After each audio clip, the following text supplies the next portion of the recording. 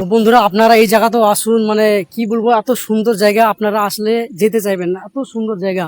এই যে পিছে পিছে পশ্চিমবঙ্গে যত জেলাগুলি আছে তার মধ্যে সব থেকে উল্লেখযোগ্য ঐতিহাসিকের মধ্যে একটা জেলা হচ্ছে মুর্শিদাবাদ। আমরা জানি এই মুর্শিদাবাদ মানে আমরা কি জানতাম, এখানে বিদ্যুৎ উৎপন্ন করার জন্য এখানে 5টা ইউনিট আছে।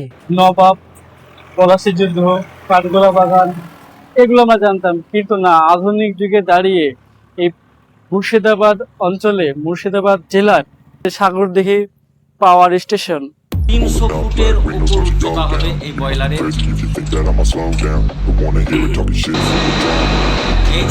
এই যে বন্ধুরা, ওইটা হচ্ছে 3 নম্বর কুলিং টাওয়ার।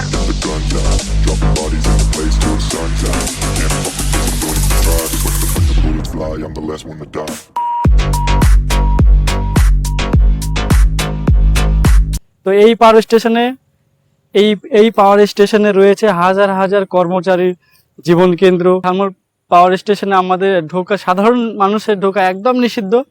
তবে আমরা চেষ্টা করব এর আশেপাশে এলাকাগুলি একটু দেখার এবং এর সম্বন্ধে কিভাবে তাপবিদ্যুৎ উৎপন্ন। তো বন্ধুরা, আমার পেছনে যে সমস্ত তারগুলো দেখতে পাচ্ছেন আপনারা, এই যে একটা লাইন এদিকে আরো এভাবে 6টা-7টা যে লাইন রয়েছে, এই 6টা-7টা লাইনের মাধ্যমে এই সাগরদিঘি পাওয়ার স্টেশন থেকে বিভিন্ন জায়গায় কারেন্টগুলো চলে যায়। যে সমস্ত কারেন্টগুলো যায়, ওই যে সমস্ত জায়গাগুলো বলা হয় গ্রিড।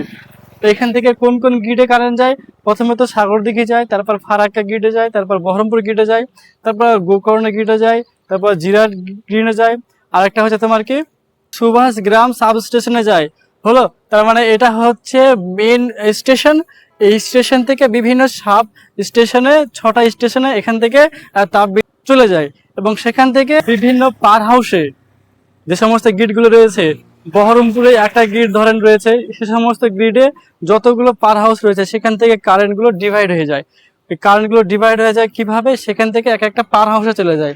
আর যখন পার হাউসে যায়, সেই পার হাউস থেকে আমাদের সাধারণ গ্রামবাসীর একদম ঘরের ভিতরে কারেন্টগুলো, বিদ্যুৎগুলো জ্বলে উঠে। তো এইভাবে হচ্ছে যেখান থেকে কারেন্ট উৎপন্ন হলো এবং আমাদের ঘরের মধ্যে বাল্ব জ্বলে, ফ্যান জ্বলে, সেগুলো আমরা ব্যবহার করতে পারি। তো আপনারা বুঝতে পারলেন যে কিভাবে একটা তাপবিদ্যুৎ কেন্দ্র থেকে কিভাবে ডিভাইড হয়ে মানুষের দৈনন্দিন জীবনের চাহিদা পূরণ করে।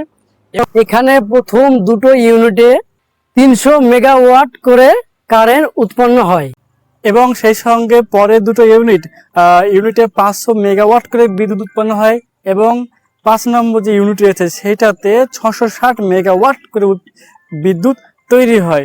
এখানে মোট 5টা ইউনিট রয়েছে।